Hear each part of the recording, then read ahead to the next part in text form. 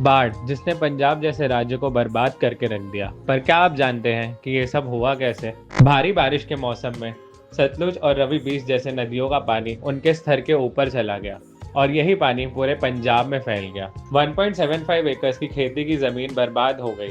भारत को 47% अनाज की पूर्ति पंजाब करता है। घर, जमीन, जान और जानवर सब बाढ़ के शिकार हो चुके हैं। सरकार को क्या कदम उठाना चाहिए ताकि आने वाले समय में फिर कोई राज्य इस भारी नुकसान का शिकार ना हो? कमेंट में जरूर बताइए। हम आपसे मिलेंगे नेक्स्ट वीडियो में।